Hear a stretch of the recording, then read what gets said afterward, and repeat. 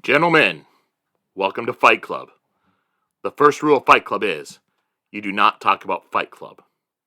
The second rule of Fight Club is always listen to the newest episode of Cosmere Chronicles, the podcast where we follow two first-time readers, Sheta and Justin, and we chronicle their journey through Brandon Sanderson's Cosmere series.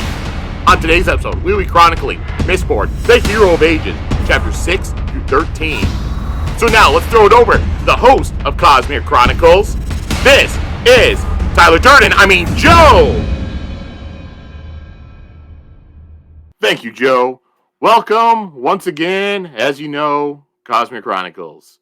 And I'm Joe, as you know. And as you know, I am here once again with Justin and Sheta. How are y'all doing today? It's all good in the hood. So that sounds great. So we will start off once again. We will ask random questions, and we'll just get into the spirit of the season. So I'll ask you two, what is your favorite Christmas or holiday movie? Die Hard, Nod, and Loud. Yeah, it should be allowed, but that's okay because my favorite is the meme Gremlins. Answer. It's not. It counts, but Gremlins is my pick. Okay. I have a lot, but I think that Jingle All the Way will always have a special place on my heart. So, Justin, could you pick an answer that does not have an incredibly sad story about somebody dying in a chimney dressed as Santa Claus?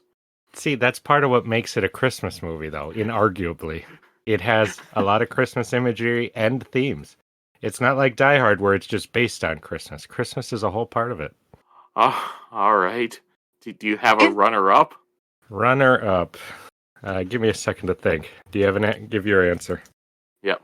I'll throw up there. First will be, A Christmas Carol, but the George C. Scott version. I just really like that one. I think it's a great adaptation of A Christmas Carol.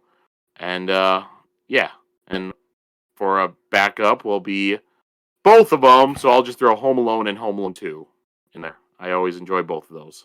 Mm-hmm. Nice. Gremlins has a lot of heart, actually. So, I think it's all right. It is also very much a black comedy, too. Yeah, it's not a traditional Christmas movie. Well, Sheta, do you have a second answer after Jingle All the Way? Since I gave 2 and Justin will give 2.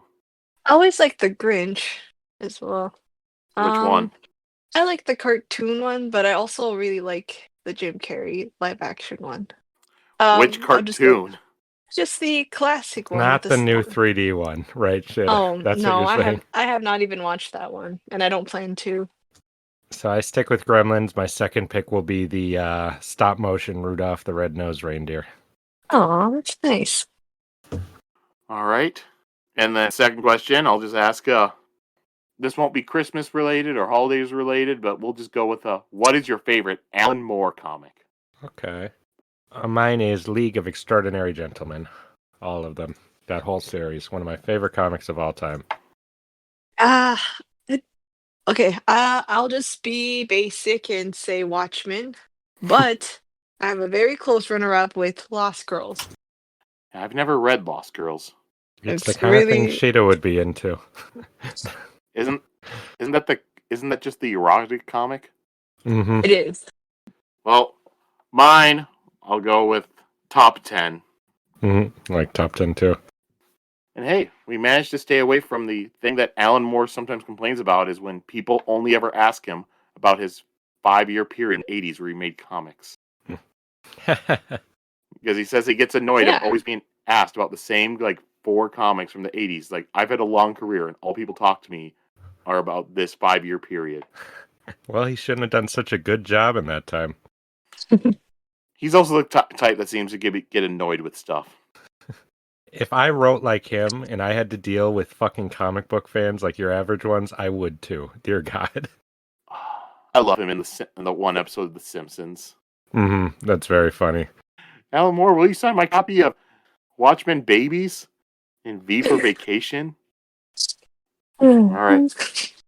I can give my runner-up, which will not be in his time in the 80s. It's going to be his work on Rob Layfield's Youngblood teams, like Judgment Day and the little bit of that series he did.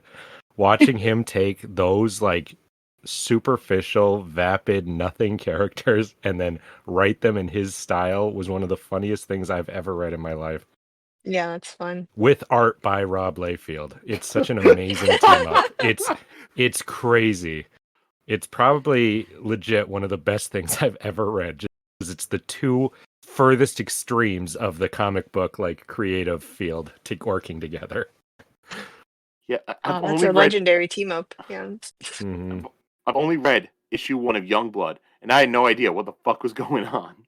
Okay, so imagine Alan Moore working on those characters. It's great. The problem is that whole thing fizzled out completely and didn't really. He did a lot of what was this Superman guy? Supreme, that character, but the rest of the universe he was supposed to work on it longer, but everything kind of fell apart, sadly. All right. Well, there's our two random questions about holidays and Alan Moore. I just thought of Alan Moore because I looked at this poster of the comedian I have. So we'll just move on back to Mistborn. With first, we'll do our recap of the last episode, and it's Sheta's turn to recap the beginning of this book. Okay.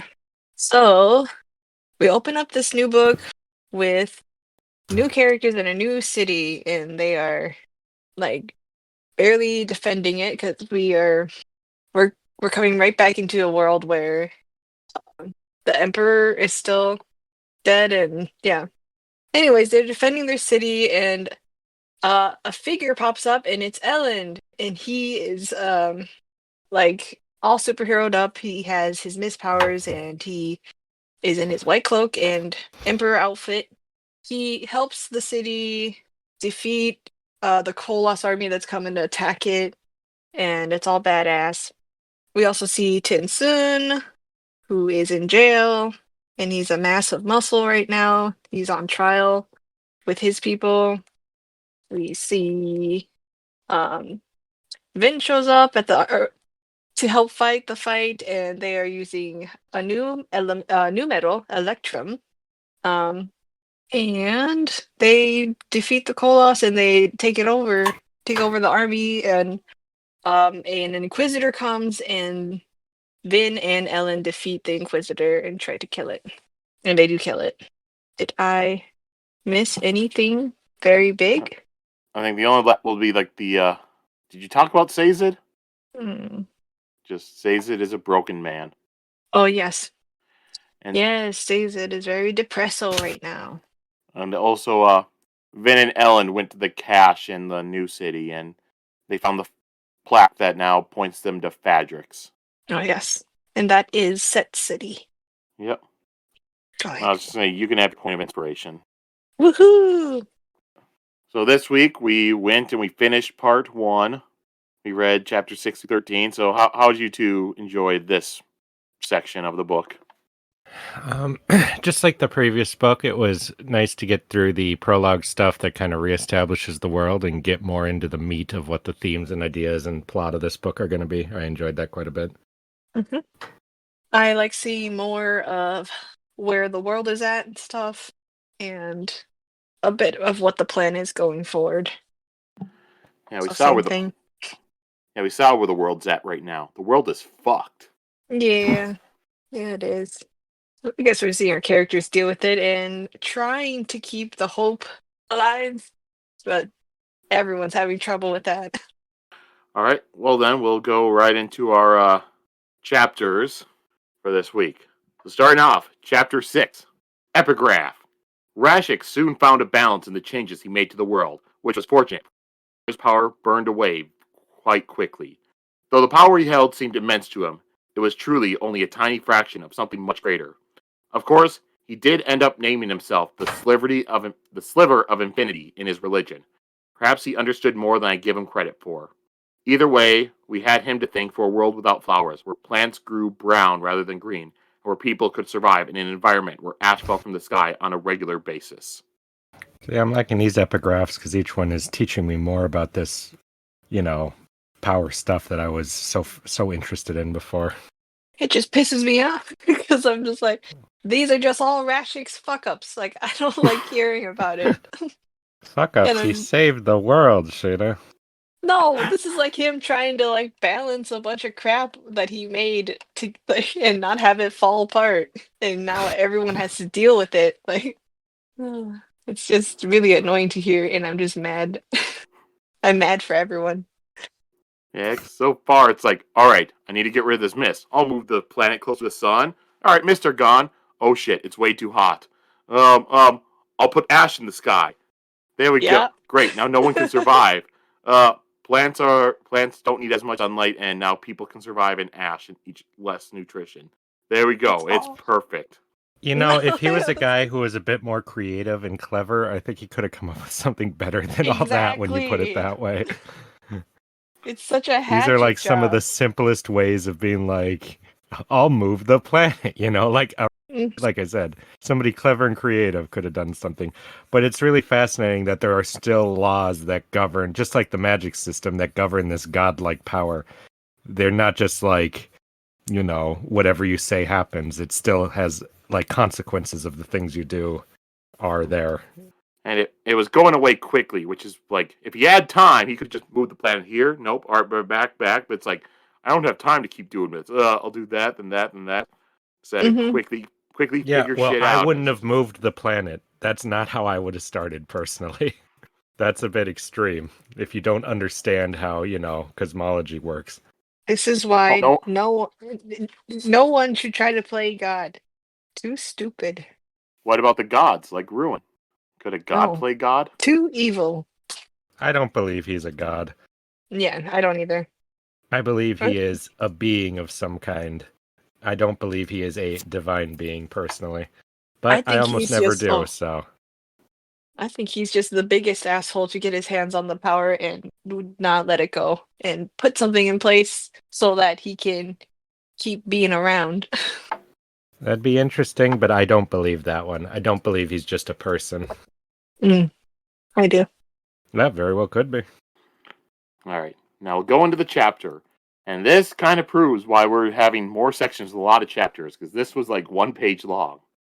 All right, so this chapter, we're back to Marsh. And, he's thinking about, how, when Ruin is not focusing on him, Marsh's mind is able to come back to him. He doesn't have control of his body during this time, though. The most Marsh has ever been able to do, he would like move a finger on his own, or he would stop when he's walking, like halt his step, and then Ruin notices him and just takes full control of his body. So now he's just sitting there without moving at all. Marsh looks over at the other Inquisitors and thinks about the new spikes that they have been receiving. He thinks about how the Lord Ruler likely held back on the spikes he put in the Inquisitors in order to keep control on them and not let them have as much power. And that's the chapter. Short and sweet, but very interesting. Short and sweet, like these are the small bits of consciousness that Marsh is getting. He's Yeah, that's a good way to put it. I like that. Mhm. Things are clearly not going well for Marsh. Yeah. I feel bad for him. Anything else from this chapter you want to go over? Mm-mm. No, nice and simple. All right. Chapter 7. Epigraph. I speak of us as we, the group. Those of us who are trying to discover and defeat Ruin. Perhaps my thoughts are now tainted, but I like to look back and see the sum of what we were doing as a single united assault. Though we were all involved in different processes and plans, we were one. That didn't stop the world from ending, but that's not necessarily a bad thing. That one was very weird to me. I wonder who it is that we're listening to. Well, I feel very confident about who it is. I had some wonders, but from something in just a later one that I'll say when we get there makes me 100% certain who it is, Yeah. That I was starting to think maybe it's a fake out again, because that's very interesting of a way to phrase and word things. But yeah, we'll see. Yeah. It's Demu. Yep. I don't know if I believe Demu's that articulate. Whoa. Why do you say that? He's not a scholar or a writer. The voice that they give him in the audiobook is yeah, you're right. Just a regular guy, He's right? a simple passionate but like simple guy. Mm-hmm. All right, so chapter 7, we're back to TenSoon. And so TenSoon is given some human bones and he forms himself a body. And he is being led, they start walking through like the tunnels, and he's being led by a 5th generation named Varcel. And the 5th generation are the favored generation of the 2nd generation. And Varcel is wearing bones made of quartz, which is called a true body. So Kandra, like the ones who are in the homeland, they'll have like their own like made bones, like quartz, crystal, wood, stone, just that sort of stuff. And usually they'll also keep their skin translucent so that way you can see it. So they're just showing off their bones. What a bunch of weirdos. I really like that. They are like an interesting another species of people. This part would be like a cool part to see in a movie. Like it'd be like the Capitol. They're all like weird and freakish, but a little alien. Like it's really, I like it. Yeah. Mm-hmm. It kind of makes me think of the character from X-Men, Glob. Yeah, I can see that, yeah. Yeah, You know, X-Men too. Like how mutants look. Like they kind of have their Mm-hmm. own fashion and stuff like that. Yeah, this whole thing would look very interesting. And yeah, TenSoon was not expected to be able to form a body so quickly when he was given the bones. They thought it would take him longer. But few Kandra have as much experience in the outside world as TenSoon. And at walking, TenSoon says the 2nd generation have been sequestered inside the caves for centuries. And Varcel gets upset with him for not respecting the older generations. And TenSoon thinks about how he has been gone so long and that the 11th generation has likely been chosen by now. But he does not expect there to be a 12th generation. The father was dead, so what of the first contract? Many of the Kandra hate humans for pretty much keeping them enslaved. TenSoon thinks about how he betrayed his people, and now he needs to convince the first generation that he did this all for them. And he realizes that he's being led to the Trust Warren, which is the Kandra's most sacred place, for his trial. And that's the end of that chapter. Man, these are nice and quick. This Getting one was back to just some of mostly... that classic Elantris type chapters. Only the Wraithen ones. Yep. This one is pretty much just giving you a little bit more information about the Kandra and how they work, and that they're all these different Very interesting. generations. I don't know why I didn't really expect them to have such a culture and society of their own. Because you're racist, Justin. Yep, that's why. I can't believe they're not just savages. Is that what you're saying? I'm saying. Yeah, they're just creatures.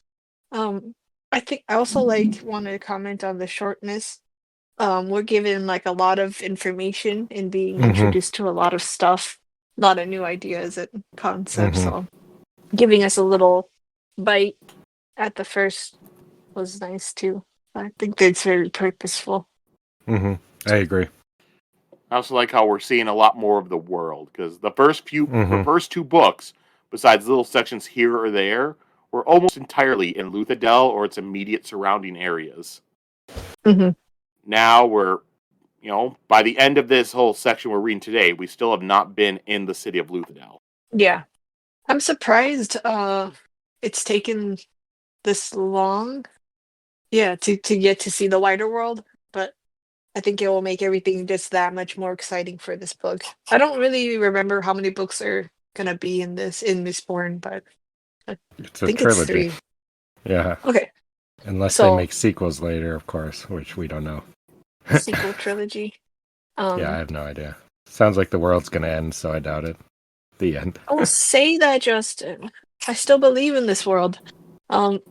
Just the introduction to finally the wider world. I feel like shit's really gonna like get crazy in this book. So like we're gonna learn all the secrets. I hope in this last book Nope. of of the Mistborn world. Nope. They're just trolling you. You're not gonna get any secrets they open up. They're just doing to piss you off specifically. No, if they do that, I might need a break. Like I'm hoping to learn quite a bit at the end of this. I'm really hoping so. Well, I think you've learned quite a bit already in this. Yeah, what we've see, read so far. that makes me happy, so I hope it continues. There's still a lot of unanswered things. All right. Anything else you two want to discuss about Chapter 7? Nope. Yeah, no, not really. All right. Chapter 8. Wait, actually, yeah, there is one thing. I think it was this one, right? Because it says that they all kind of walk around with their, like, they don't really wear clothes, right? Or is that in the next chapter they talk about that? Whether it's this one or the next one, it doesn't matter. It answered a question. I was so impressed. He answered a question I had.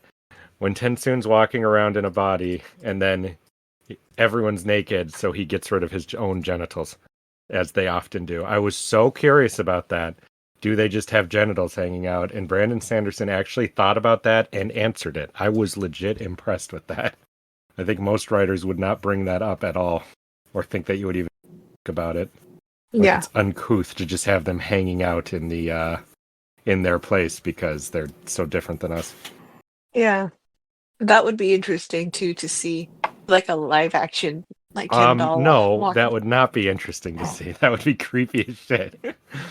Well, it'd be just like cats. Just kidding. You're not helping your case. Yeah, everyone loved that movie. Yeah, it's been done though, is what I'm saying. Yeah, but the specific of he did form them because he formed a human form, you know, and then he just got rid of them all creepy, you know. All right, now we'll go on to chapter 8. Epigraph. It is too easy for people to characterize ruin as simply a force of destruction. Think rather of ruin as intelligent decay, not simply chaos, but a force that sought an irrational and dangerous way to break everything down to its most basic forms. Ruin could plan and carefully plot, knowing if he built one thing up, he could use it to knock down two others. The nature of the world is that when we create something, we often destroy something else in the process. That's a very interesting take on the idea of what we're fighting, because that means that they're basically fighting the inevitable just end of everything, which I always like personifying into something to fight, something an unwinnable battle, basically. All right. So chapter begins, and we're with Vin once more. And Vin feels as if she and Elend have murdered 100 townsfolk.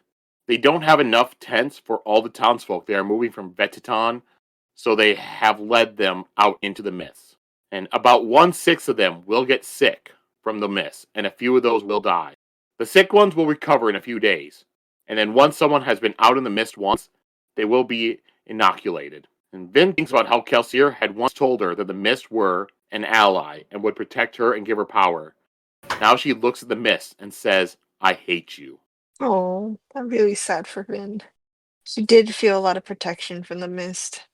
Then Fatrin is upset with what is happening, but Elend says that it was necessary. Vin and Elend talk about it, themselves, and Elend says that if the townsfolk had stayed in Vetiton, then they would have died a slow death. By going to Luthadel, they will be able to eat. He still says that it doesn't make it any easier, though. He will also have the Koloss carry the ones that become sick, so that way they can keep on moving. Watching Elend get this dark, like being the leader in this way, where he has to make these incredibly dark, scary decisions, is not something I ever expected from the guy in the first book, you know? Yeah. He's such an idealist and such a, want to help everyone thing. It's very interesting, and These are such pragmatic. Oh, sorry. No. It's just it just is pragmatic to think about it in that way. They would die, if they stayed anyway. Yeah, but it's not the traditional hero way of thinking, but it is a very interesting, like, ruler of a people way to be thinking. He's almost in a wise way.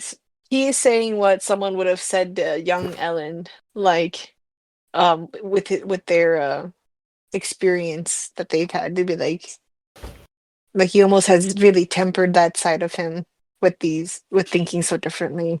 I think it's affecting his personality a bit, making these choices, the way he talks with Vin about the others later, and it's interesting because the line between just pragmatic for the good of people and pragmatic in an unempathetic way is a very thin line. So I'm curious to see how close he can tiptoe to that, and if he would fall over or not into, being the Lord Ruler or, staying himself. Yeah, you don't go unaffected with making choices like that. All right, so then later on, Vin is walking with a single Koloss that she controls. And it says that it hates her and that she doesn't think that it is human. So Vin asks what its name is, and it answers, human. Mhm. And then Vin asks how long human has been alive, and he just talks about how big he is. And then Vin asks about Koloss women, but human does not understand what she is talking about. Next, Vin Nice. asks... This part is just so cute. I really enjoyed it. I'm glad to have somebody talking to him. I'm always curious to study these kind of things in books, so I always appreciate when somebody, tries to do that. Then Vin asks next about Koloss babies, but human doesn't understand that either. And Vin thinks about how scholars have never been able to crack Koloss reproduction, and that nobody has ever seen a Koloss baby. Small ones right there, he says. He points to the little ones. Mhm. Alright, so then Vin leaps forward to Elend, and the two of them reach a camp and are greeted by General Demu. So he's gotten a promotion now. He's no longer captain, he's a general. And he looks like he's 50, right? He's been fucked up a bit. Yeah, he's like Yeah. a scar. He has like a scar on the head, like missing some hair and stuff. He's been fighting Koloss and shit. And and Demu, he's wearing a spear necklace, which has become the symbol of the Church of the Survivor. Elend tells Demu to send some troops ahead with the townsfolk to Luthadel. And Elend also offers Fatrin that he will take anybody who wishes to join the army. And Demu informs Elend that Breeze and Zazek will return that evening. Elend tells him that he wants to call a meeting that night and to also inform Hammond to show up. The agenda will be conquering the world. And Ellen's getting very melodramatic recently. He knows it.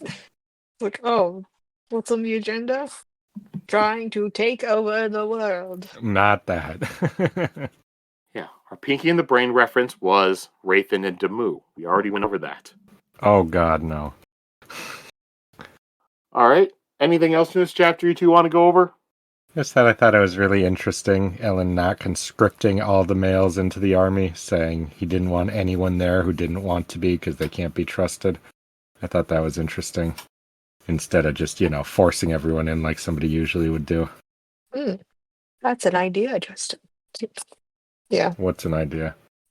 Oh, just not forcing people to die for you. That kind of stuff. Well, that's the question. Is he doing that out of, compassion for not wanting to force people to? Or is he doing No. that pragmatically where it's like he doesn't want people who aren't loyal because he really wants to be able to count on the people he has?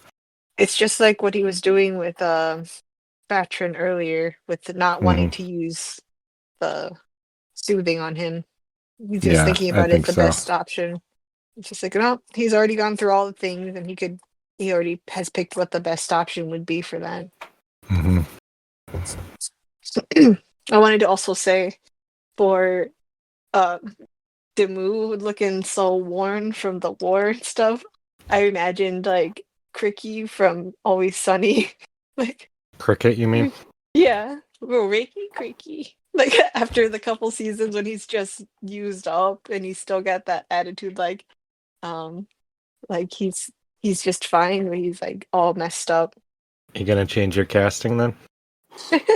Maybe because he was so youthful and wide eyed and hopeful and stuff, and he also being like conscripted into the religion of Kelsier this way. It's just really interesting.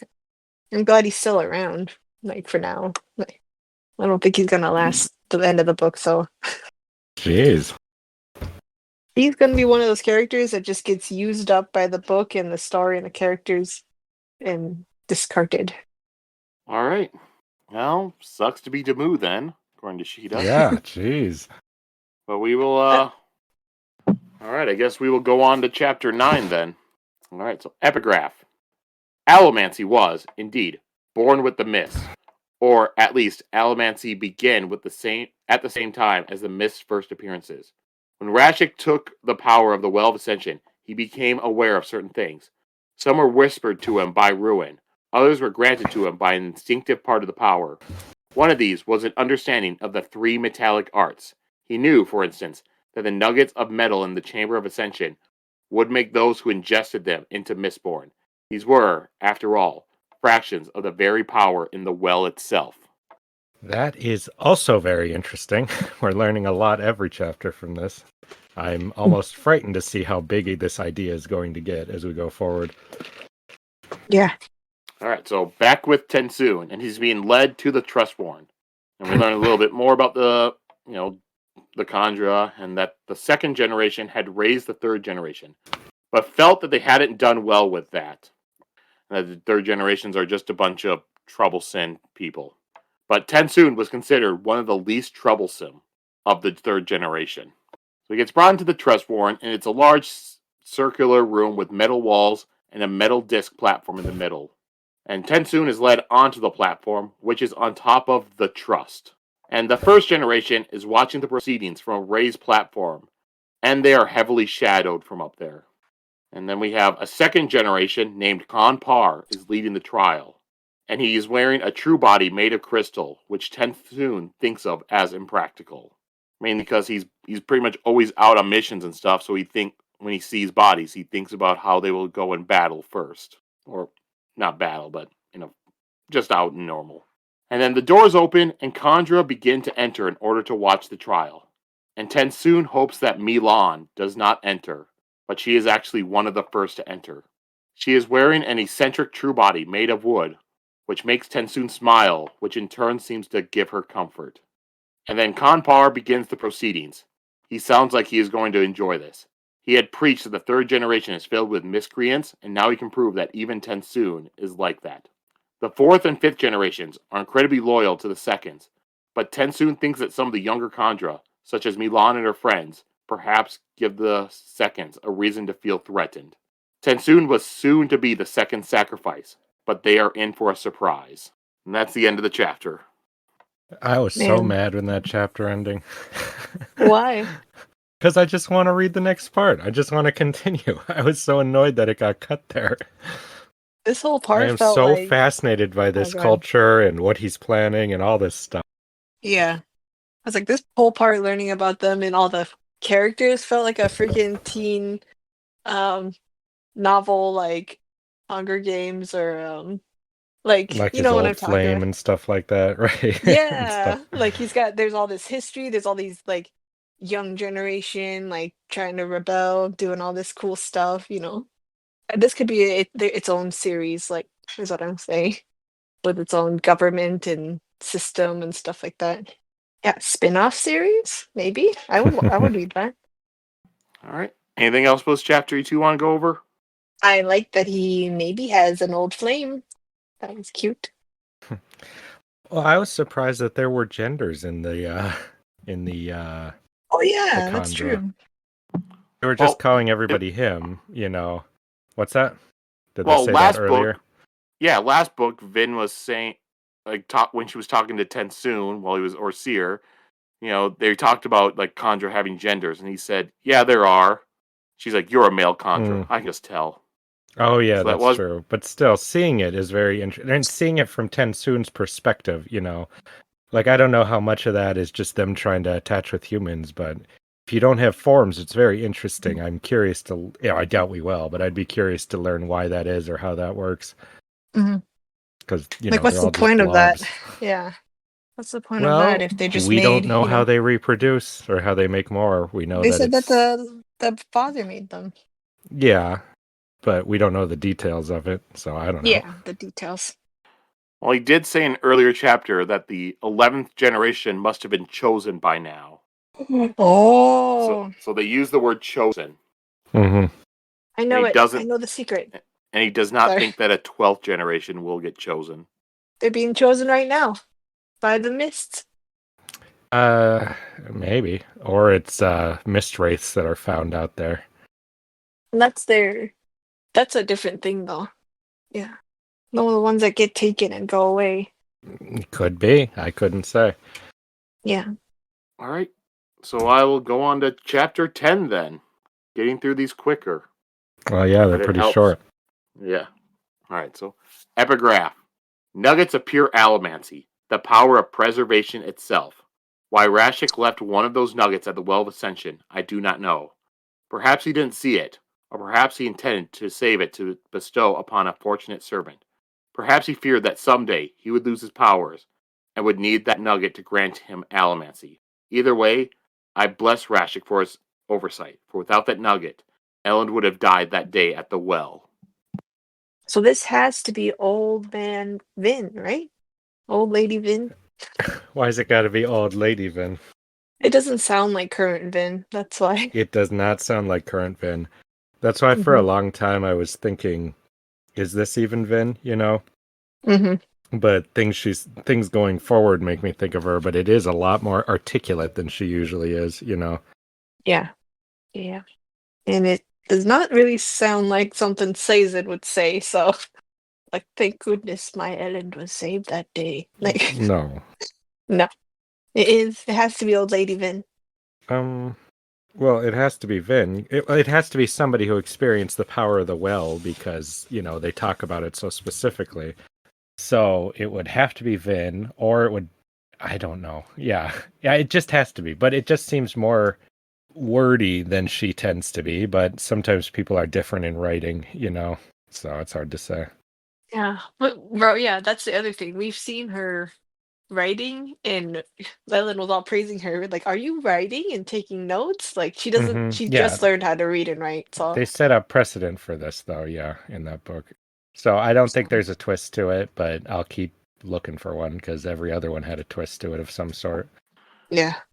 And Sheta, Vin actually has known how to read and write for a long time. Reen had taught her growing up. Oh, okay. But studying, yeah, she didn't like doing, No, she did not. right? Yeah. And one other thing I will point out in this epigraph that Sheta would not have known is when it says the power of preservation itself, preservation is capitalized. Yeah, I noticed that. I noticed that here, and I noticed it somewhere else in the book it happened too. You I know, think it I was when the kind of Condor were talking. That was the I first guess time I've that it ever would, noticed that. yeah, because of the way it was used in the sentence, and we talked about that last week about things being capitalized. I wondered about that. Thanks for telling me. All right, so this chapter begins, and we're with Sazed, and he's reviewing the religion Larsteism, which is a religion that focused on art and was also the religion that Mayer believed in. It did not focus much on the divine, so Sazed was having a hard time being able to disprove it. And then Breeze interrupts Sazed and talks about all the ash falling.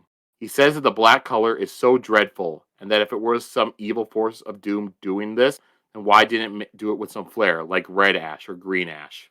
Sazed says that he doubts that there is an evil entity behind this, and more ash and mist coming out during the day could simply be natural.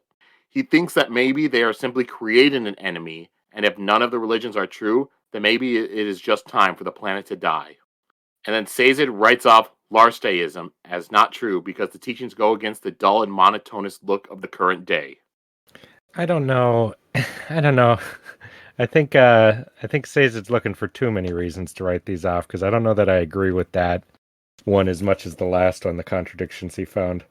Of course he is. He couldn't find one. He was just kind of like, no, you know, he is looking for that. He's just like I said, I already compared this to like ripping up stuff from a past relationship and stuff, all angrily, like not really being too brutal about it, you know, on purpose. Like this is just his coping mechanism, it, which is sad. And then Captain Goradel arrives and greets them. And do you two remember Goradel? Of course, how can we forget? No. So Justin. he's the guy from the Final Empire that was the guard in front of the Creedic Shaw when Vin showed up and he ripped off his patch and left, and then later brought Oh, Elend okay, back. yeah. Then he Yeah, and he showed had a up for small like part in the once. last book, right? Yeah. Yep. So he's still around, and he's a captain now. Well, good for him.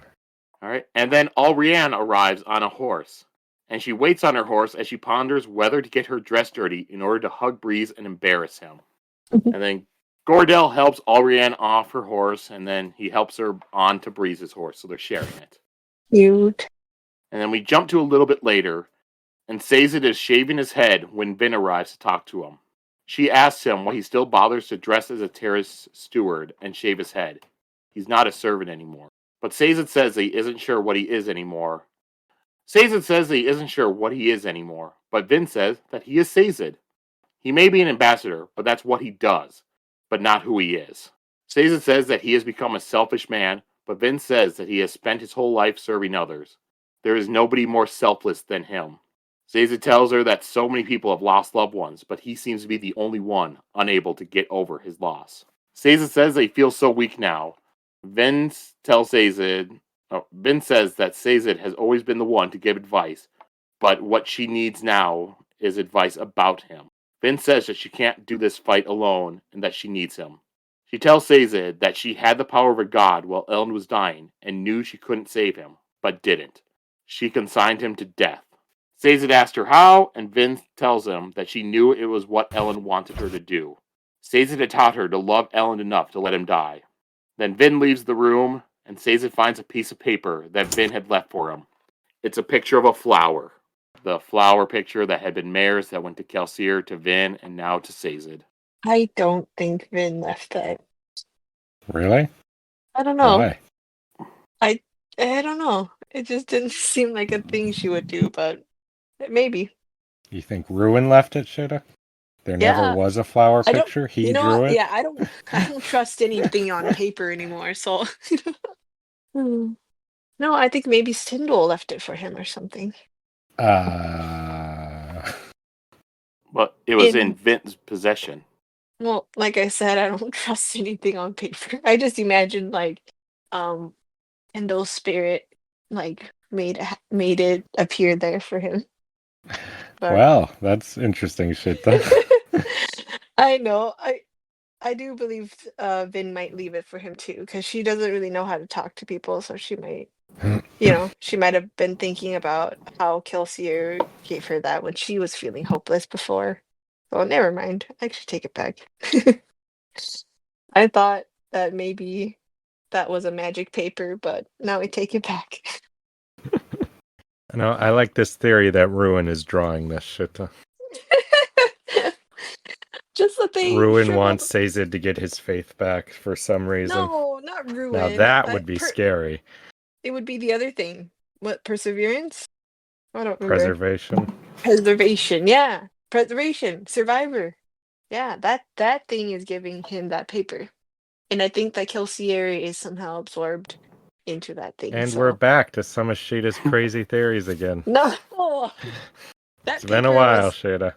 even Kelsier's wife, I feel like they're all absorbed in there somewhere, Justin, to be fair, you keep saying Kelsier's going to show up around a corner, so. Yeah, don't any like second. Don't point fingers at me and not be on my side. You're the one who supported that too. Don't call me a loon. Yeah, this whole section, with Vin talking to Sazed, it does make me, quite realize, that Sazed always has been there for others. Like, Kelsier leaned on him for advice. Vin, throughout the books, has leaned on him for advice. He helped Elend set up the government. Even Marsh, last book, he talked about how after Marsh became an Inquisitor, he was the only one that tried to treat Marsh like a normal person. You have all that stuff, and now he's Breeze, he helped him, after Breeze was broken, and now Sazed's the one that needs help. Yeah, it's sad. Nothing's sadder when your pillar of strength is broken.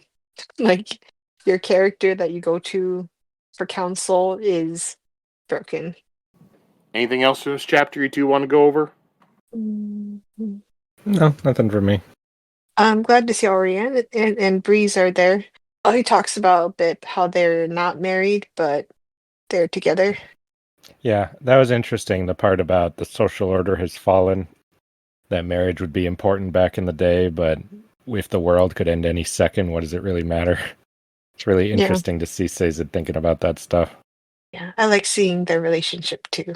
Him saying that Breeze clearly really cares about Oriane. Like, he really likes her. And we don't know yet if she's pregnant or not, but maybe next time. Where is that coming from? That was my prediction for this book. Oh, Okay. So that she would show up. Well, she did ride a horse over, but I feel like she's the type of person who would ride even if she was pregnant. Isn't that like dangerous? Well, I mean, she's not showing, right? Why am I feeding into She's this? in a dress, though, She's always in a dress. Exactly, yeah, but we don't see, and she could be quite early on still. And we could learn later. I don't think we have any reason to even be speculating about that. Well, I think it would be interesting in things like this when someone is having a baby or something, the baby gives them hope and stuff, because they're like, oh, that's the I future and don't stuff. know. No, a baby gives hope because, we may all be suffering and dying, but at least this baby will get to grow up and could potentially live beyond us. If you think the world's going to end, I feel like a baby might give you less hope because you'll be like, what kind of horrible thing are we birthing this poor baby into? It gives you something to fight for, though, Yeah, Like, we want a world for this baby to live in. I just don't know. You need a baby, and I don't think Vin's gonna get pregnant, so. You need a baby. Every story needs a baby. Okay. Yeah, I Vincent's didn't know that Orient, rule, but now yeah. I do. It just would provide some interest, that's all, I think. Now, Lady Kliss is going to show back up. She's carrying Elend's bastard child. Oh, no. Well, Drama. Sheta, you said you wanted Elend to have temptation, and But Lady Kliss is not very a good temptation character. No. It'd be more exciting if Shane showed up, not her. Shan's dead though. I know. But it would at least she had a thing with Ellen. Like not that character. I feel like they barely talked, if at all. All right, I will take us off this tangent that I created myself. So let's just go on to chapter 11. All right, so the first contract, oft spoken of by the Kandra, was originally just a series of promises made by the first generation to the Lord Ruler. They wrote these promises down, and in doing so, codified the first Kandra laws. They were worried about governing themselves independent. They were worried about governing themselves independently of the Lord Ruler and his empire. So they took what they had written to him, asking for his approval. He commanded it cast into steel, then personally scratched a signature into the bottom. This code was the first thing that a Kanja learned upon awakening from his or her life as a mist wraith. It contained Oh, commands. It contained commands to revere earlier generations, simple legal rights granted to each Kandra, provisions for creating new Kandra, and demand for ultimate dedication to the Lord Ruler. Most disturbingly, the first Kandra contained a provision which, if invoked, would require the mass suicide of the entire Kandra people. Yeah, we learned a lot from that one. That jeez. was crazy. And Order so, Shada, 6-6. there's your wondering about where they come from. Oh yeah. I guess I must have just not had that stick in my brain. But Sorry. the other thing was their relation to the Lord Ruler was very interesting to see. That they came to him with the contract, I thought was fascinating. I kind of Mm. always just imagined it was something he kind of forced on them, even though they'd always said before that it's something they came up with for their own survival. Mm-hmm. So now we get into the trial. So Kanpar begins TenSoon's trial by asking why he killed Orsir, and TenSoon answers that killing another Kandra is not forbidden. Kanpar responds by saying that humans and Kolos kill each other because they are of ruin, while the Kandra are of preservation and are the chosen of the Father. That was the part with the capital, right? Oh my Yes. gosh. Yeah, I remember seeing What's that. Then going there's on? another word capitalized too later, I think. What's that shit? Yep. Yes, what's going on? No, Yeah, this is it's really confirms that interesting. thing about the two The opposing forces. forces, your theory from Yep. before? Yeah, it sounds like it. Yes. Mm-hmm. I'm sorry for ever doubting you. Mm-hmm. Well, for every push, there's a pull. Yeah, I suppose. Yeah, these are already themes in the book. Also, they Com- just said it earlier with, every creation needs destruction in the previous one. They're definitely setting up some pretty big basic theme like that. and also in Well of Ascension, there was a sentence that had the word preservation capitalized. Never caught Yeah, that. yeah, that it was a sentence where TenSoon was talking to Vin. He's like, "You Oh, are that's of ruin, interesting. and I am of preservation." That's interesting. He says Vin is from Ruin? Of ruin. Yeah. That's That's what they just said there. They say humans and Kolos are of this ruin, I but then mm, okay. Hmm. I don't know And why I'm getting really stressed out. Because it's scary. Anything could happen. Right. Then TenSoon explains that he was compelled by his contract to Straff and Zane. But Kanpar doesn't accept this and says that TenSoon killed one of his own generation and that a conjurer's life is worth more than a human's. He should have found a way not to kill Orseer. And Kampar was pissing me off here. Yep, and right there, that's where you learn that Orseer is also of the third generation. Yeah. I like that because I always thought that Orseer was really cool for helping. Well, it felt like he, I don't know, cared a little bit more about their cause. I don't know if that's even true, More but than who? I don't know. Oh, okay. I just thought he was their friend for real. Like he was friends with Kelsier for real, I thought. No, he never knew Kelsey or Sheta. Orseer? Oh, or Seer, I see. I'm sorry. Yeah. Yeah, him and Renew would always talk about stuff, so I just thought that they were kind of friends. And so I thought he was a little special too, just like TenSoon. So And TenSoon realizes that Kanpar wants to paint him as a traitor first, so that way anything else he says will lack credibility. TenSoon hits back by asking why they would assign a contract to Kelsier, who was planning to kill the father. And then another second named Hun Fur comes in and says that we didn't expect him to actually succeed, and he paid so well. And whiny Kanpar gets upset with Hun Fur. I like TenSoon's. That guy was always a dumbass, basically. Yeah. Kanpar moves on to how TenSoon betrayed his contract with Zane, and TenSoon explains that he did not break his contract. Instead, he followed the more important first contract. Vin killed the father, and when she did that, she inherited his place. She is the mother now, so the first contract is with her. TenSoon asks Kanpar if he has left the homeland in the last century. TenSoon saw changes in the mist when he returned. Ruin has come, and perhaps it is time for the resolution. That was the capital one, right? Yes. Capital resolution? Mm-hmm. Oh, interesting. You know what? Yeah, I might just need to start reading or have a real copy of the book because I didn't know it was going to be like freaking House of Leaves or something where you need to see the book, you know? Like you have to. I don't like missing out on things like that. Honestly, I don't think it's that big of a deal. It's just something you kind of notice, but because I listened to all the books the first time through, and it did not ruin the experience for me. If you hadn't pointed that out to us at the end of the last book, I doubt I'd even be noticing it here. Yeah, but I notice things like that. I like it, you know? I wonder if you would have. Yeah, I like looking for clues and things, you know? And if Well, there's you could. clues in the book, like I want to know it. It Well, will you help. said It will that. make my experience funner.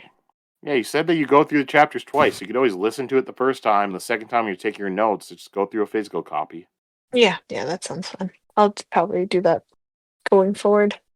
And TenSoon asks Kanpar to tell them what this is really about. Kanpar tries to stop him, but TenSoon tells everyone that he told Vin their secret about how to control them.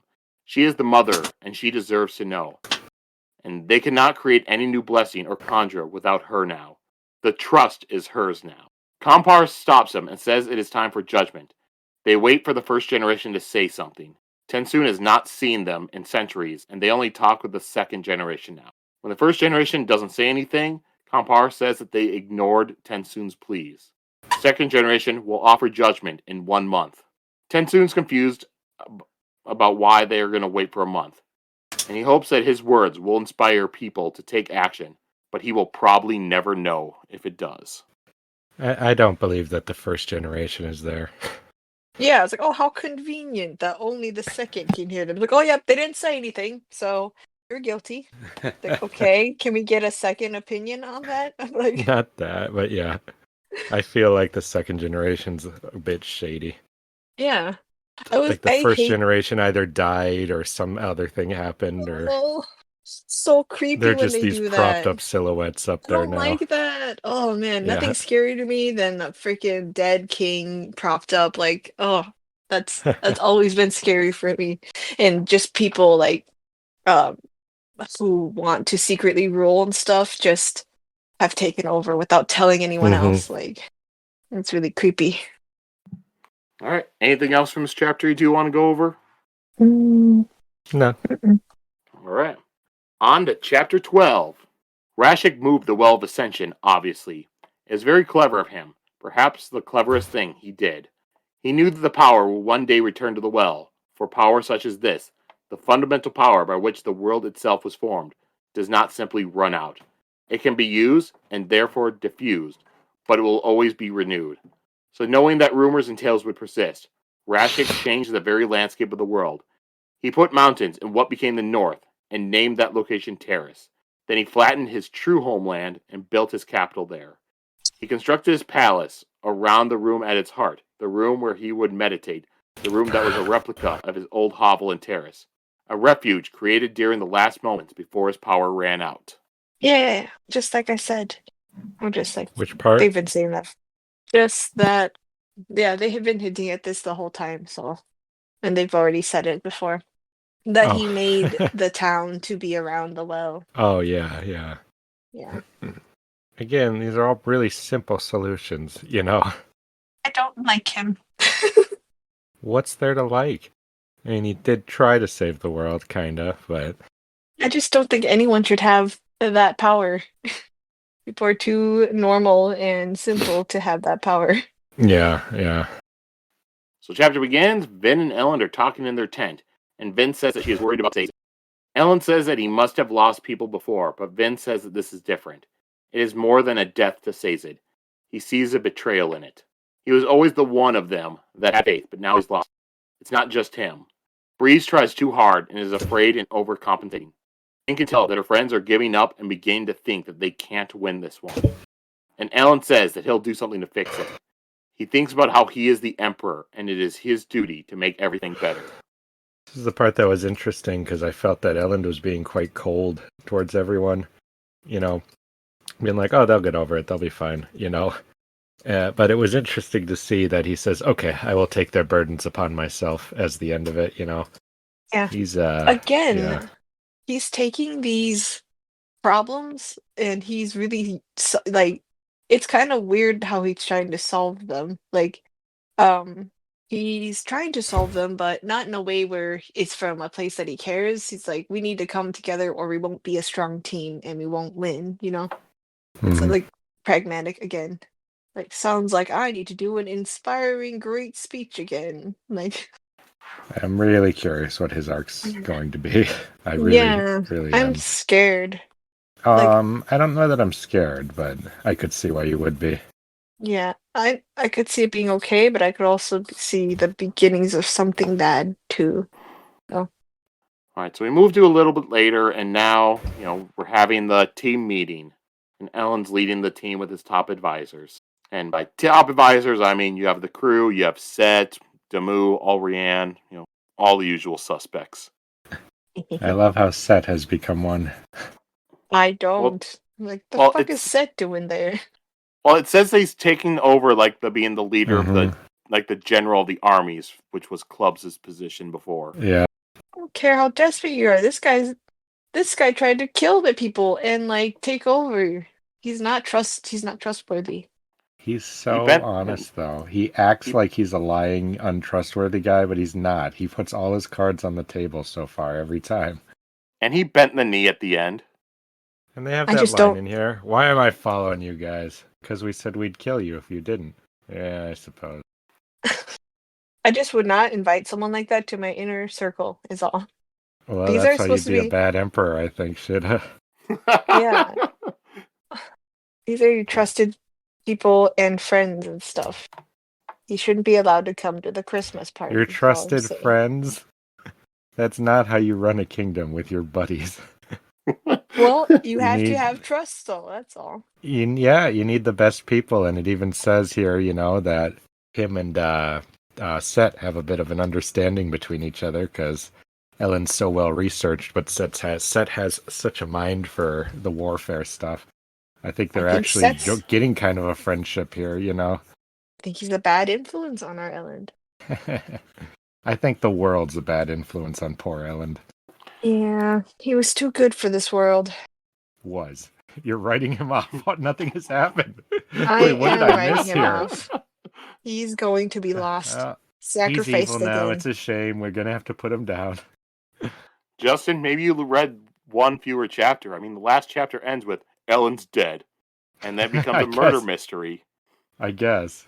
No, I like one thing I found funny in this scene. It talked about how set sitting one spot pretty much as far away as possible from Breeze and Ulrian. He Yeah. just does not like Breeze. Yeah. Would you Oh yeah, a guy your age, like plowing your daughter? playing. Yeah. Ew! Don't say that like that, Justin.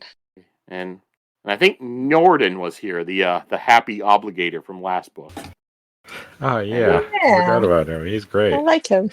Yeah, and so he lays out a map, and Elend points out that it shows them a map of the Empire with a couple circles on it. The outermost circle shows land where the mists never go away, and then the next circle shows land where mists are out for 4 hours or less. And then there's the small circle in the middle where it shows land that they will get enough sunlight to actually be able to grow crops. And in Vin's head, she hears Reen's voice once again. Now it's telling her, hope is for the foolish. This is sad. Why? You always wanted Reen to come back. Oh yeah, no. I want him to come back. Just the Oh part no, where not that. That's great. Yeah, I love Reed. I'm glad he's still getting some attention. I'm talking about the sad little chart where they're trying to survive with this world, and I'm like, oh, you might not even last that long to grow something. That's why he's doing it, because people don't believe they'll last that long, right? I know, but I don't like. I'm sad. And Elend says the small circle in the middle will be gone by winter. So he asks for options. Bree suggests using the Well of Ascension, but Vin tells him that it's empty now and won't be able to be used for 1,000 years. Oh. And Ham suggests that they grow plants that could use very little light, like mushrooms. They could maybe even find plants that don't need light at all and can grow. And while they themselves might not be able to eat it, they could probably feed it to animals and then eat the animals. Mm-hmm. Survive. Elend tells them that he has decided to capture the last cache, which is in Fadrix, and that pleases Set. And so the main force of Elend's army will march there. And then an earthquake hits, and Ham notes that there have been a lot of those lately. So, yeah, more ash spewing from the mountains, earthquakes hitting, mist coming out longer and longer. The world's not looking good. Yeah. I think you might be right, Justin. About the world ending? How about that's how the book will end? That's not what I think will happen, but I think that I would Okay. definitely be feeling that way if I lived in this world. Okay. Elend says that they cannot miss the cache and what it could hold. In Vin's head, Reen says, like the ATM. Elend says that they can't miss what's held in that cache. And Vin hears Reen saying it could be the ATM. So she says out loud to the group, it's the ATM. Ham asks if Elend plans on conquering Fadrix. Elend says that he will use diplomacy first. And Ham tells him that the city is said to be very well defended. And Elend says that they will besiege it. And he says that the city's probably already hurting for food. So they will block off the highways and canals while also having food from the other caches. So they should be able to outlast the city. And then if it gets really tough, they could also use their 20,000 Koloss army. Sazed points out to Elend that he will have to expose his army to the mist in order to do this.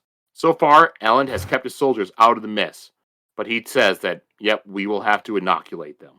And then Elend also moves on to another matter, and he says that they will also need to suppress a rebellion that's happening in Urto, the Venture home city. And Ham tells them that they do not have enough soldiers to march on both fronts.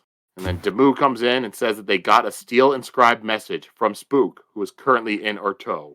And Spook says that the faction controlling the city are Ska rebels, but they are harsh with nobles, including anyone with noble parents. And Bree says that people thought Kelsier was extreme too, so he's certain that they should be able to reason with these rebels. Oh yeah, I'm sure they'll be able to. I'm excited to see some of the hardcore anti-noble type people who can't be as reasoned with. Yeah, it's been a while since we've seen that noble hate. Mm-hmm. All right. Even Kelsier would not have gone against people with noble parents. Mm. That would have been like most of his crew, himself included. Mm-hmm. And so Elend says that they will send Breeze, Alrian, and Sazed to Urto. They need the city because they need the grain from the cache there in order to grow in the central dominus. That food then will be brought to feed the siege in Fadrix. They also cannot just simply sneak the food out because they don't want the rebellion to keep growing and get too big and then fracture into splinters throughout the empire. Yeah, you gotta shut some of those things down when you can. And then Sazed asks Elend if he can just skip the mission and instead focus on his personal research. But Elend, but Elend asks if he can just do the research in Urto because the terrorist Sazed will bring credibility, and Breeze also has a reputation. So Sazed concedes. And then Elend asks the group to tell him about Kelsier, since he himself never met the man. And so while talking, Ham, Breeze, and Vin explained that Kelsier was grand and everything about him was big, but he was not fake. You knew he'd succeed. He made you what he wanted you to be, but you were better when he was done with you. Elend asked what Kelsier would say if he saw them right now in this conference, and Sazed says that he'd tell them to laugh more. Breeze and Ham explained that Kelsier would always smile and joke. He said that laughter was something the Lord Ruler could not take from him. Elend tells them that they need more of that. They can't keep doing this bickering with each other and moping about being convinced that they are doomed. Elend says that they will survive, but it will only happen if their people don't give up. Their leaders need to think they will win. Whether they believe it or not, they need to keep smiling. And Vin thinks that things will never be like they were with the crew laughing in Clubs' shop. But if they kept Kelsier's smile in mind, then they'd be less likely to forget why they kept struggling on.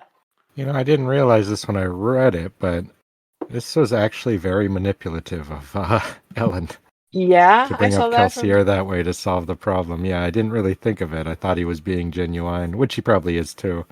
And I think that's very interesting. He's doing both. This is his way to Mm-hmm. solve it. I Yeah. thought it was very clever of him to do that. Also, for some reason, I thought this part would make a good song if they did this as a musical. He'd be like, "Come on, Wait, gang, wait, let's. What would a Kelsier Mistborn do?" musical? Yeah, and then like he'd say, "We need to laugh more," and then Ellen would be like, "We need to laugh despite all this." Like, Stop. No. with a smile, No. No. we'll Mm-mm. survive. Nope. Like, Nope. and then Uh-uh. the whole gang starts to sing a little bit, and then Vin is kind of sad because it's just an echo of what the old song used to be. I hate this. I hate it so much. Oh, I want to write it now. I'll write the song. So, No. so, so is this play? Is it just gonna be like a trilogy of plays, or are you gonna do like a 3-act play where like Final Empires Act 1, Will of Ascension Act 2, Hero of Ages Act 3? I think so. I think that's the way to do it. It would just be called Mistborn. But I think a lot of the stuff the action scenes could be like song scenes. Songs make a story go faster, so that's how it would be. I just want to let out I do not approve of this line of conversation in any way whatsoever. I just want it said. It just felt So, so similar to musicals and plays that I've seen and everyone's all Yeah. sad, but a song brings them together again.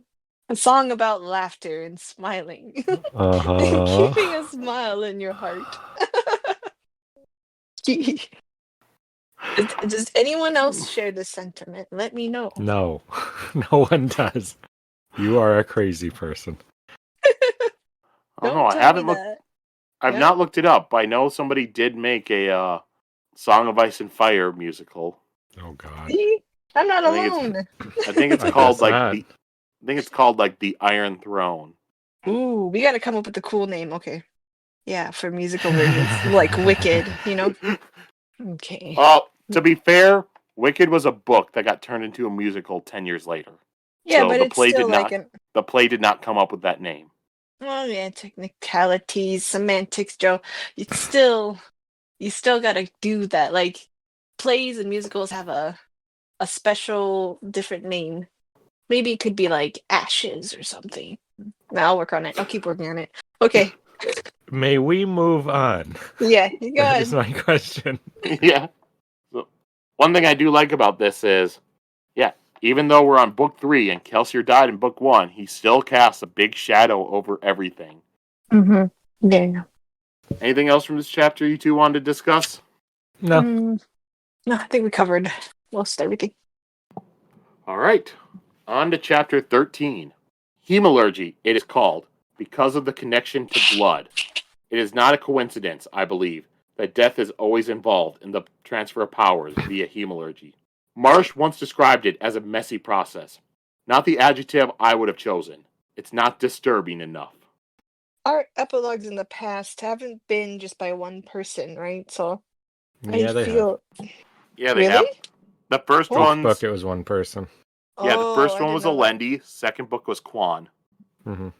Maybe he threw the rules out the window like he does sometimes. We cannot know.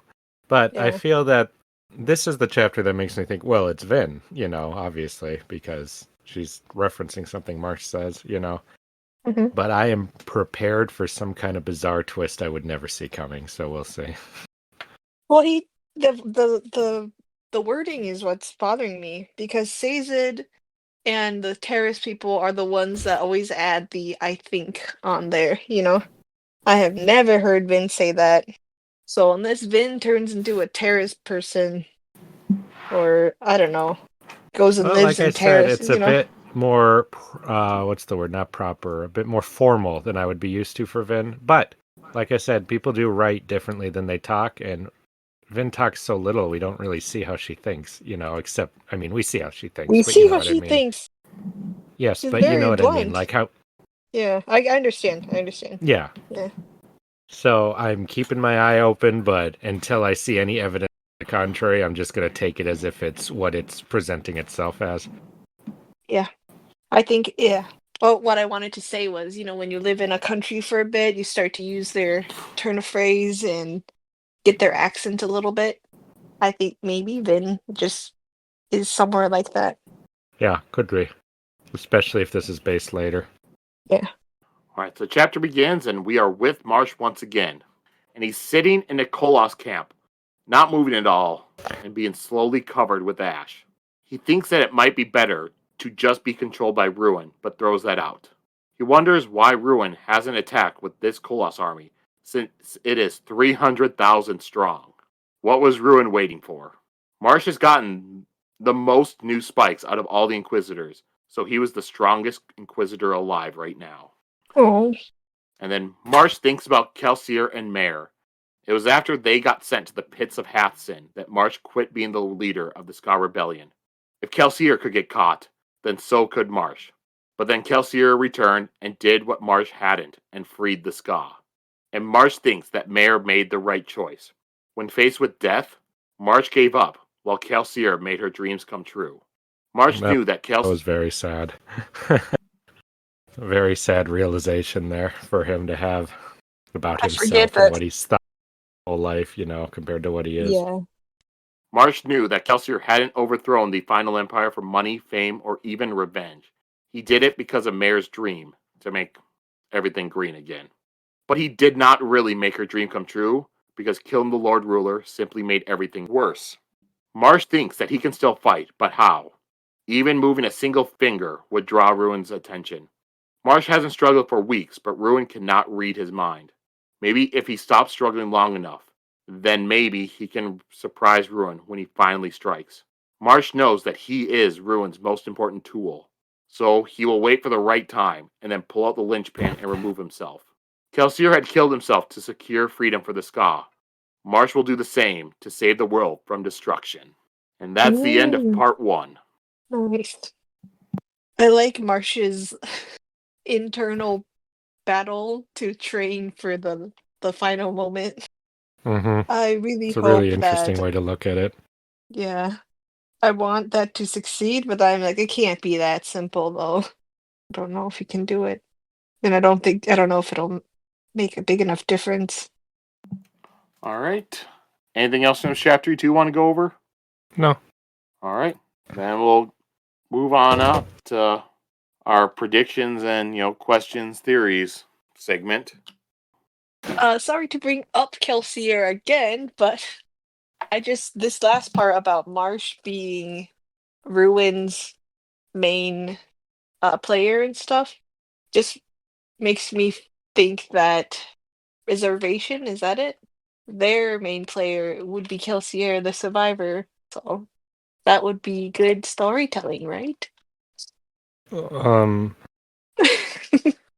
And to use them as brothers, that's some kind of like uh classical storytelling, right? You see, Two that could be brothers. really interesting or insanely cheesy, depending on how it's done.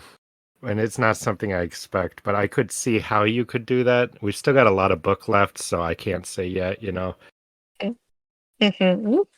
Yeah, I just keep thinking of like a Cain and Abel thing and Lost again with the two brothers, hmm Jacob and That kind of theory is yep. equally completely stupid and completely believable to me, depending on which route it goes, Sheta. I really couldn't say no. I think it is definitely there is an element of that in here too with religions being made and religions like having good stories too though. Like it turns it into a story that would be memorable. And Yeah, but so they do something that like afterwards, yeah, but it is based a little bit on truth, so maybe. Yeah, I can't say yet. It's too early in the book. I'm just surprised that Marsh is even a player still, let Well, alone he's a like. piece on the board. You'd want to use him. You wouldn't want him to just disappear. But he says that he's the main weapon of ruin, you know. Why pick him, you know? Unless it's for Well, a he must have purpose. been really powerful if they were going to turn him into one of those in the first place when he had so many, like, as quickly as and recklessly as they did. Mm, maybe. Well, I think Just it kind was of cool. they turned him into one because he was a seeker. Because then the Inquisitors, they'd be able to seek Yeah, out. but you'd think they'd vet them a little more first than they did with Oh, him normally. yeah. Though I guess how many people have ever tried to do that purposefully? Maybe it's totally unprecedented. All right. So, questions. I'll ask you. Will things work out for the team that's going to Urto? So you have Bree, Sazin, and Alrian going there to meet with Spook to Oh calm yeah, down this everything's gonna rebellion. work really well. It's gonna go just like they said that they think they'll listen to reason, and everything's gonna be just fine over there. Really? Oh yeah, really. It's gonna be really nice for everyone involved. No, I think it's gonna go very poorly for them. I think they're gonna have to do a whole thing to deal with that. Yeah. Um it's Spook, Breeze, and Oriane. And Sazid. And Spook's Sazed. already there. Yeah, Spook's already there. So the other three are going there to meet with him. Okay. It might be interesting with Sazed going, um, especially with his state of mind. Something is gonna happen for sure. Mm-hmm. Either Sazed's gonna flip or they're gonna flip for Sazed. Flip. Flip like either Sazed's gonna completely turn a new leaf and become like whatever character he's kind of threatening to become, and or those rebels are gonna see Sazed's lack of faith and they're gonna turn a new leaf, take a direction on their movement, and maybe I don't know. There's just some kind of reaction that's going to happen with the meeting, is all I'm saying. So Does that something make will happen. sense? That's what you're saying. Yeah, but it's gonna be really exciting, and it's gonna be a big turning point, I think. Mm. All right. And then what about Elend and his siege of Fadrix? So he said his first plan is to try diplomacy and then besiege them. And if that doesn't work, he might send his Kolos army. Yeah. So how do you Oh, I think don't that's think. all going to turn out? I don't think they're going to wind up sending the Colas. I also don't think things are going to work out smoothly. I think there's going to be some new element we can't see coming that makes things really interesting over there. They're going to. Okay, that's Set City, right? Yeah. Yeah, Mm, and that one you have like Vin, Ellen, Set, Ham, and like Ellen's army going there. yeah. It could be anything too. For all we know, they already discovered the ATM and everyone's all roided up over there. Roided up? An ATM. Like, So they everyone, have like, so everyone there's a Mistborn already? yeah, well, like they have a big army over there. Maybe even the rest of Zane's AT, siblings, you know? because ATM only works with the Mistborn. Yeah. I always wonder where the other Mistborns are. So maybe they all went there and they have like a huge force. I know they're very rare, but you know, they're like not that rare. I mean, Shand was one. So Well, there's got to be at least a couple out there, yeah. But hmm I I don't just think wonder they have if a whole army of them there. I don't think it's an army, but I think it's a gathering. Like I could see one there. Sorry, from my experience, I feel like Mistborns are kind of like their own main characters of their own story, so they would all just kind of like have thought about the same thing, like where is the Lord Ruler's ATM, and then kind of like travel with their powers around trying to look for it, and all kind of through an underground network figure out that it's at this city, and they You have all like, you were at oh You're no, adding a I'm lot of sorry. stuff in. I have been thinking about this though with the It ATM. That's sounds why. like it, yeah. I think the ATM is going to be pretty simple. I think it's just something he has a stockpile of because you can use it in a way that we don't know of yet against Mhm, this force, you know. I think it's going to be a big key. I mean, Vin's even saying that it's probably a big key to all of this, you know. So I think mhm. that's going to be correct because they've pretty much already figured out how to negate it for the most part, you know. Yeah, But where is it is the big thing. Yep, yep. Whether it's going to be in this last place or not, I could not say. I think it will be. Yeah. All right. And then other question will be why hasn't Ruin sent this army of 300,000 Koloths to just destroy everybody? Why is Oh, he he's what is he definitely waiting for? he's got a bigger picture thing he's doing for sure. Like the war that our guys think is what matters, I don't think it really matters. I think he's something much bigger in mind that he's saving It it for. Yeah, it seems like he is waiting for something. I think Marsh even says something Hmm. about that he's waiting for something That his to attention come. is focused elsewhere, and that yeah, he hasn't done it yet. Yeah. I have another theory that you can delete this if you want, Joe. But I was just thinking about If how you ever say that, it makes me more want to keep it. no, but I don't know if it's anything or not, so just let me know. Um, Ben has been hearing Reen's voice for a while and stuff, you know, in her head. And it's always kind of been about surviving, which is preservation. Now we know that that's something, you know, maybe it has taken that voice, it has taken that form in her head, you know, and um is taking root a little bit.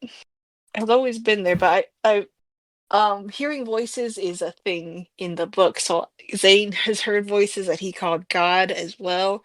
I wonder if it's that same voice and it's talking to Vin, and maybe what it's waiting for is Vin to, I don't know, do something. Either, I don't know, final form or I thought it was just to open the well, but maybe there's one more thing that she has to do.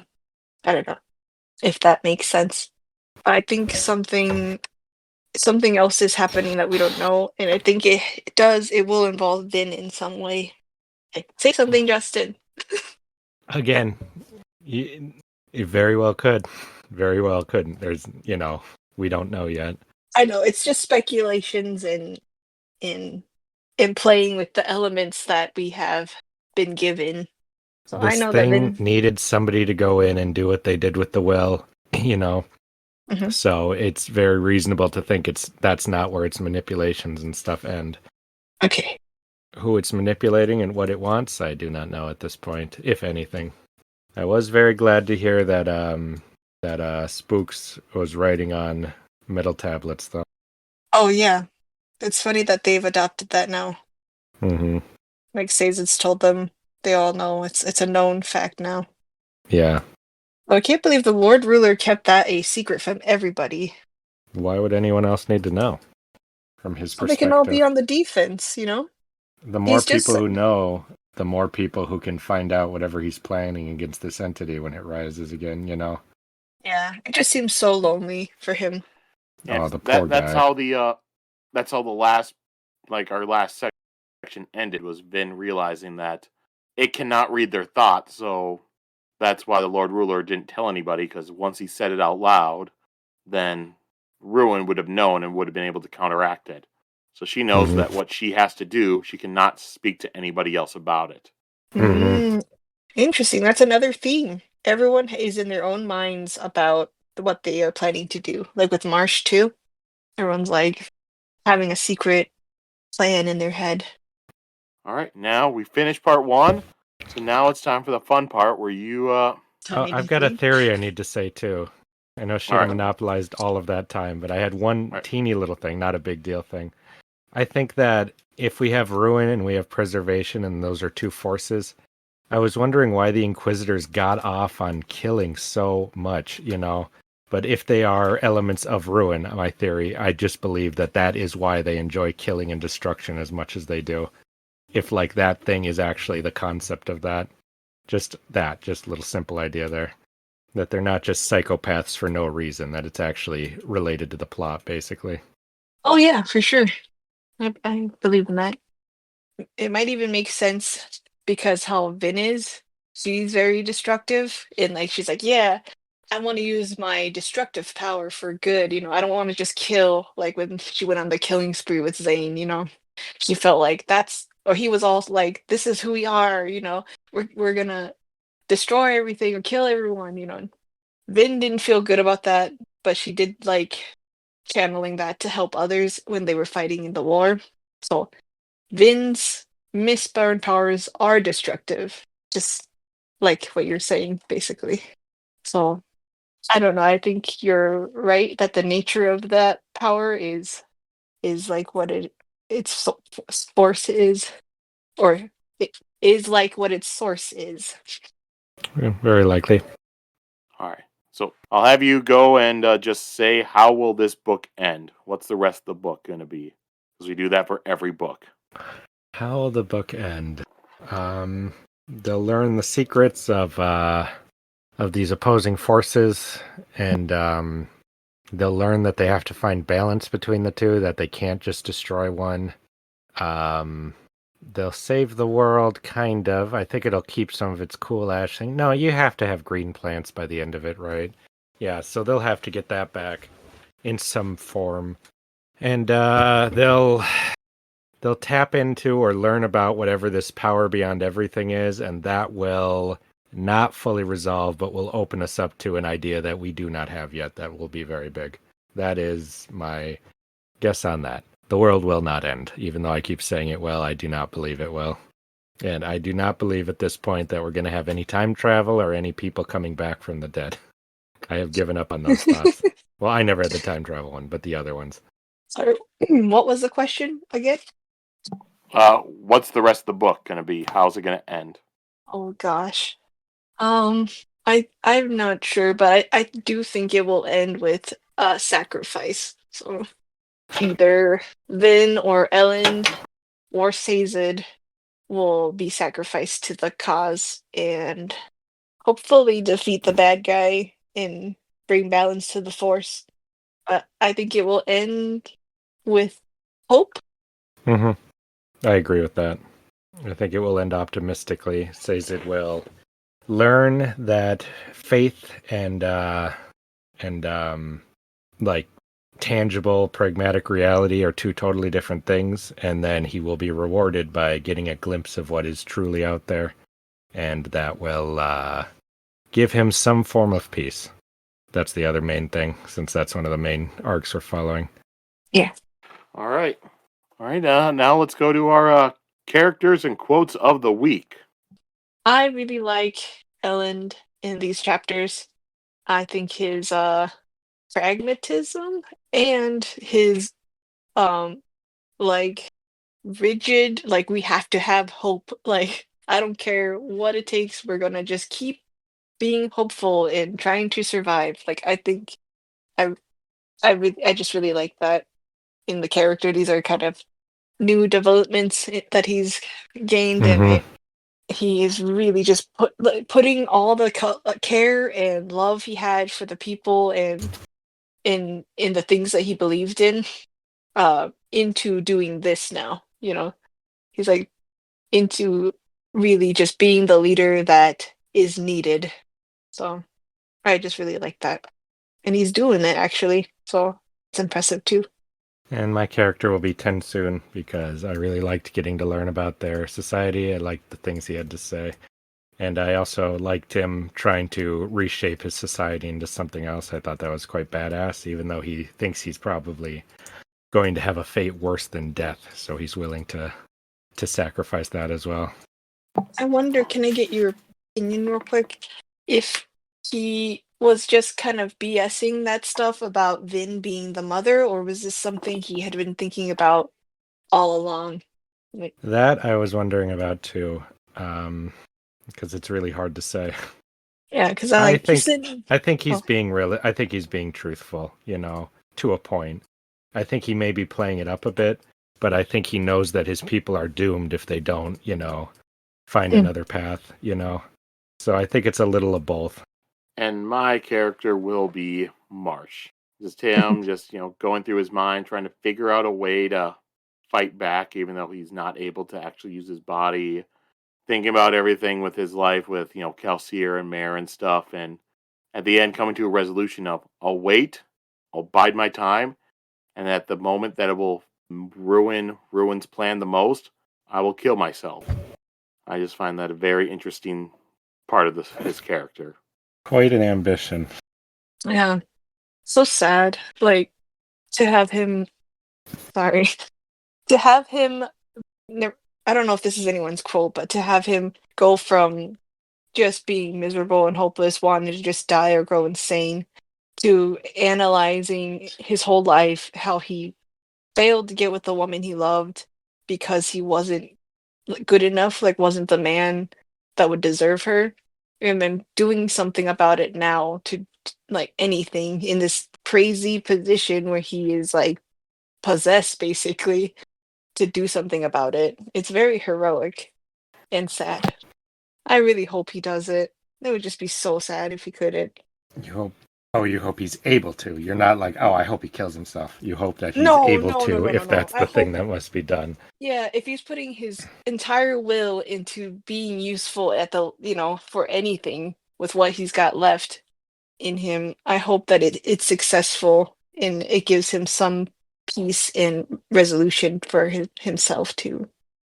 I don't want him to die. I hope he survives, but All right, and then we'll go on to quotes. my quote is the meeting with the gang, and Ellen goes, doo-doo-doo. They're talking about Kelsier, and Ellen goes, "We need what he had. We can't keep doing this. We bicker among ourselves. We mope about, watching the ash fall, convinced that we're doomed." Breeze chuckled. "I don't know if you noticed the earthquake a few minutes ago, dear man, but the world appears to be ending. That is an indisputably depressing event." "We can survive this," said Ellen, in determination in his voice. "But the only way that will happen is if our people don't give up. They need leaders who laugh, leaders who feel that this fight can be won. So this is what I ask of you. I don't care if you're an optimist or a pessimist. I don't care if secretly you think we'll all be dead before the month ends. On the outside, I want to see you smiling. Do it in defiance if you have to. If the end does come, I want this group to meet that end smiling, as the survivor taught us." Slowly, the members of the former crew nodded, including Sazed, though his face seemed troubled. Like, oh yeah, I will add this part where Set just shook his head. "You people are all insane. How I ended up with you, I'll never know." I just love this part. It showed what I was saying about Elend. Um, this is his strategy for the end, like still tying it to Kelsier's, like smartly being like, "I don't have what Kelsier had, but I will just remind everyone of what Kelsier had." In this way, it really feels like a religion too, because you are just looking at someone who is better than you, like a Jesus type who you can aspire to be more like. He really is taking the religion to heart. Maybe not on purpose, but he's doing it. All right, my quote comes when Breeze and Sazed are talking, and Breeze is talking about, maybe could be green plants, after 6 months of ash. Well, it makes a man at least want to believe. Perhaps that's enough for an old hypocrite like me. The sense of despair inside Sazed wanted to snap that simply believing wasn't enough. Wishing and believing had gotten him nowhere. It wouldn't change the fact that the plants were dying and the world was ending. It wasn't worth fighting because nothing meant anything. Sazed forced himself to stop that line of thought, but it was difficult. He sometimes worried about his melancholy. Unfortunately, much of the time he had trouble summoning the effort to even care about his own pessimistic bent. The Larsta, he told himself, focus on that religion. You need to make a decision. I think that gives us a lot of insight into, I don't think anyone around him is seeing just how nihilistic he is becoming from, what he learned in the last book about how literally everything he had ever thought about is put into question and might not even matter. If he's getting to the point where he's, becoming so hopeless and nihilistic inside that he would think, what's the point? Let's just roll over and die. Nothing matters. And it's really interesting that he knows that about himself, and that's why he's fixating on judging all these religions so much, because he is leaving the possibility open that he could maybe find something that would, give him any reason to be hopeful or optimistic about anything in any of these texts. So I just find that to be a really interesting moment that really shows that about him. I didn't ever think that what he was doing might be good for him. So that's interesting, Justin. It's the last vestige of hope he feels for what he's going through, I'd say. Mm. But I think that there's probably going to be another path towards him getting out of that if he's able to. All right. And then my quote comes from, right after Elend asked them about Kelsier. The tent was still for a few moments before Ham spoke. Kel was grand. He wasn't just a man. He was bigger than that. Everything he did was large. His dreams, the way he talked, the way he thought. And it wasn't false, Breeze added. I can tell when a man is being fake. That's why I started my first job with Kelsier, in fact. Amid all the pretenders and posturers, he was genuine.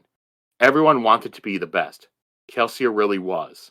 He was a man, Vin said quietly. Only a man. Yet you always knew he'd succeed. He made you be what he wanted you to be. So he could use you, Breeze said. But you were better when he was done with you, Ham added. Elend nodded slowly. I wish I could have known him. Early in my career, I always compared myself to him. By the time I heard of Kelsier, he was already becoming a legend. It was unfair to force myself to try to be him, but I worried regardless. Anyway, those of you who knew him, maybe you can answer another question for me. What do you think he'd say if he saw us now? He'd be proud, Ham said immediately. I mean, we defeated the Lord Ruler, and we built a Ska government. What if he saw us at this conference? Elend said. The tent fell silent again. When someone spoke what they were all thinking, it came from a source Vin hadn't expected. He'd tell us to laugh more, Sazed whispered. I just like that whole section because, they're all just talking about the good things of Kelsier and remembering him, and it brings you back to the final empire and what Kelsier was like, because we've had, a book and a half of no Kelsier pretty much, and the last book, Vin was really upset and hurt with his death, so she was more just thinking negative thoughts about him. So this is just bringing back about all the positives about Kelsier that got you to latch onto him in that first book. Yeah. I like to remember him like that too. Mm-hmm. Damn Sanderson bringing him up after killing him. Reminding me how much I miss his presence in these books. Like, I liked too that part that Elend secretly reminded the guys reminded them what they achieved, because everyone's just kind of That's true. feeling down. Like, we made everything worse, but they did achieve something that they thought was impossible, and they haven't really given themselves credit or acknowledged that they had done it. Pretty much he's doing what he had told Vin what Vin had asked him. It's like they had to try to inspire the others and get them to feel better. Mm-hmm. these are some major managerial leader skills. You just like boost confidence, boost morale. Those kind of. I'm sure there's a steps and a way to actually technically do it. All right. So now I'll ask you if either of you two have anything more you want to bring up with these chapters that we read this week. No, I think we covered everything. Even though a lot happened, it was mostly just, ideas and stuff. Quite a few revelations in the codexes, but... Mm-hmm. Big ones. Mm-hmm. I wanted to point out a little thing that it's interesting in Marsh's chapters where he's talking about he's just wishing he could just go insane to survive what he's going through. And then Yeah, I like that TenSoon, part. on the other side, is thankful to have his sanity and have been able to hold on to it during his imprisonment, you know? So, interesting contrast about that between two characters, maybe on different sides of that, I don't know, mist coin. What? Mist coin, well, like You ruin can't just and say missed preservation. coin like I know what the hell you're talking about. I'd say like different sides of the same coin. I feel like Yeah, it's all mist related, but it's one side and another side. Now we know it's yeah. ruin and preservation. Being insane or going insane or holding on to your consciousness. And I think Marsh holding on to his mind is him fighting against it. So that's another theme or something.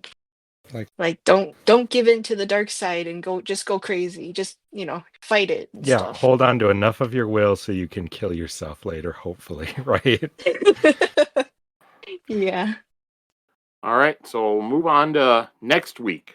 So next week we'll be starting part 2, and we'll be reading chapters 14 through 19. So a few one-page chapters then. Yeah. As I said, this book's roughly about the same as Well of Ascension, but it has like 20 more chapters. Mhm. Okay. All right. So now we'll finish it off like we always do with plugs. Go Okay. right this second and follow me at Profanity Beaver on Instagram, DeviantArt, X, and probably somewhere else I'm forgetting. Do it right now or you're fired. Wow. I didn't know you had that kind of power, Justin. I do. Better listen. I also have an Instagram at Sheta_low for my art, and then for cosplay and fashion, it's Mermaid Machete. And I hoping to post some Christmas type stuff on my art page. So if you're into that, go check it out. All right. And for our podcast stuff, Cosmic Chronicles, as usual, what you hear from us, what you hear from every podcast out there, leave a review, leave a like, leave a comment, all that stuff. In fact, I should bring it up. We do have, I know, one comment that was left on Spotify that I should read for you two. Ooh, fun. All right, so this one was left on our Well of Ascension, chapters 56 through Epilogue.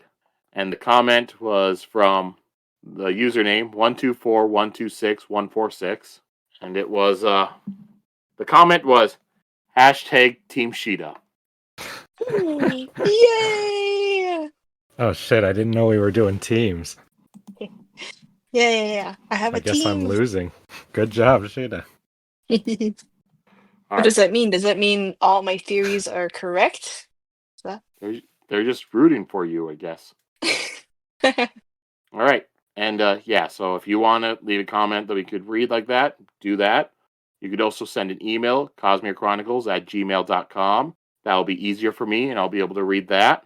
And then also, you can, if you want to follow us on Key, a Most Ancient Letter, formerly known as Twitter, we're at Cosmirechron, CosmerechRon. Or if you prefer to use Blue Sky, you can follow us on there. We have it on both. Really, the only thing I post on them is just when new episodes are up, but hey, you can do that too. If that's your preferred social media platform. And that's all our stuff. So once again, chapters 14 through 19 next week. So until then, everyone, go out and have a fun time. Enjoy the Party weather like if you're it's somewhere nice. party like it's 1999. Was it that great back then? Everyone always says that to me. You were there. Yeah, but I don't remember if it was great or not. If we You know, partied like, everyone says that because it's a Prince song. yeah, I know, but was it so? Was it like, It's because the I don't world was know. about to end. Oh, right. For the 2000. Yeah, it was not Mm-hmm. fun. Not for me. Everyone was freaking out, buying beef jerky and toilet paper. That was just your family doing the Yeah. beef jerky. All right. Yep. So everyone, Okay. that's it. See ya. Okay, bye-bye. Have a great day. Or don't. I don't give it.